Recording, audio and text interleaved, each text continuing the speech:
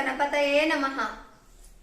ఆధ్యాత్మిక పరిమళాన్ని ఆస్వాదిస్తున్నటువంటి భక్తులకు సాధకులకు నమస్కారం. మా ఆధ్యాత్మిక వీడియోలు మీకు నచ్చినట్లయితే లైక్ చేసి షేర్ చేయగలరు. మనం ఈరోజు గోపికా వస్త్రాపహరణం గురించి తెలుసుకుందాం. మనము భాగవతం చదివేటప్పుడు శ్రీకృష్ణుని లీలలను చదువుతూ ఎంతో ఆనందిస్తాం. ఆయన లీలలను చదివినా వినినా మన తనువు పులికించిపోతుంది.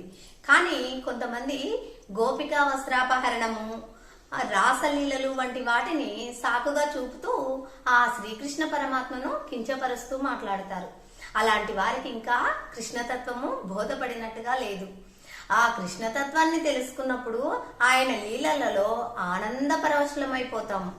ఈ వీడియోను గోపికా వస్త్రాపహరణంలోని ఆంతర్యం ఏమిటి అనేది మనము తెలుసుకోవడానికి ప్రయత్నిద్దాం. ఈ వీడియోను చివరి దాకా చూడండి. గోపికా వస్త్రాపహరణాన్ని మనం ఎప్పుడూ తక్కువ చేసి చూడము. ఈ లీలలను భక్తిపరంగా చూస్తే భగవంతుడు భక్తుల కోరికలు తీర్చాలి. అంతేకాకుండా భక్తులకు ఏదైనా తప్పు చేస్తే భగవంతుడు వారిని సరైన మార్గంలో నడిపించాలి. ఈ లీల ద్వారా ఆ కృష్ణ పరమాత్మ తన భక్తులైన గోపికలను సరైన దారిలో నడిచేలా బోధపరిచాడు. అసలు గోపికలు చేసిన తప్పు ఏమిటి అనేది భాగవతంలో స్వయంగా ఆ శ్రీకృష్ణ భగవానుడే చెప్పాడు. మార్గశిర మాసంలో గోపికలు కాత్యాయని దేవి వ్రతాన్ని ఆచరిస్తారు. ఆ వ్రతంలో భాగంగా దుర్గాదేవి ప్రతిమను చేసి చక్కగా అలంకరించి పూజించేవారు. ఆ కన్యలు కాత్యాయని దేవిని భక్తితో పూజించి, తల్లి మా యందు దయ చూపి మాకు ఆ శ్రీకృష్ణ భగవానుడి యొక్క నిర్మలమైన ప్రేమను మాకు లభించాలి అని కోరుకుంటారు. ఈ వ్రతంను ఆచరించే సమయంలో ప్రాతకాలం నందే లేచి యమునా నది స్నానం చేసి, ఆ నదిలో స్నానం చేసేటప్పుడు వివస్త్రలుగా నదిలో స్నానము ఆచరించేవారు. ఒకరోజు ఎప్పటిలాగానే ఆ గోపకన్యలు యమునా నదికి వెళ్లి తమ వస్త్రాలను గట్టుపై ఉంచి స్నానంను ఆచరించసాగారు. ఆ సమయంలో కృష్ణ భగవానుడు అక్కడికి వచ్చి గోపికల వస్త్రాలను తీసుకొని అక్కడే ఉన్న కదంబ వృక్షం పైకి ఎక్కి వారితో ఇలా అన్నాడు: ఓ గోపికలారా, మీ ఒంటిపై ఒక్క వస్త్రమైనను లేకుండా మీరంతా యమునా నదిలో స్నానం ఆచరించటం ఇది ఆ వరుణదేవుణ్ణి అవమానించడమే కదా. అంతేకాక యమునా నది పవిత్రతను భగ్నం చేశారు. కావున మీరు ఈ తప్పులకు ప్రాయశ్చిత్తం చేసుకోవాలి అంటే మీరంతా నీటిలోంచి బయటికి వచ్చి నాకు ప్రణమిల్లి మీ వస్త్రాలను మీరు పట్టుకెళ్ళండి అని పలుకుతాడు.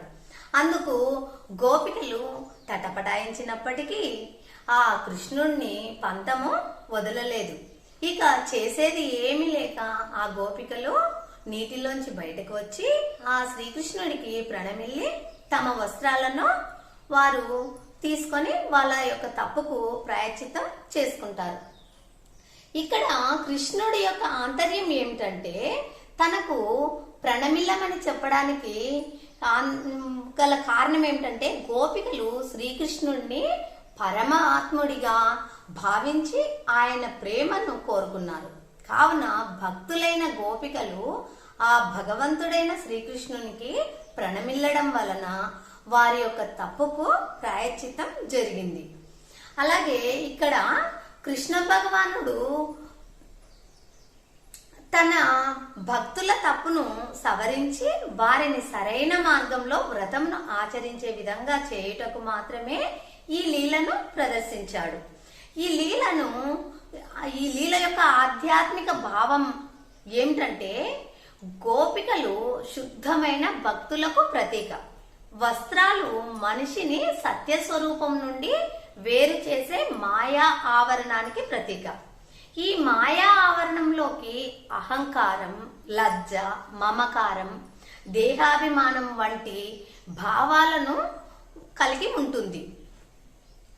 నిర్మలమైన మనస్సుతో ఆ పరంధాముని శరణు వేడుకుంటే అప్పుడే ఆ భక్తుడికి ఆత్మ సాక్షాత్కారం జరుగుతుంది. కావున మన అహంకార మమకారాలను విడిచి నిర్మలమైన మనస్సుతో ఆ శ్రీకృష్ణ భగవానుని ప్రార్థించి వేడుకుందాం. జై శ్రీరామ్.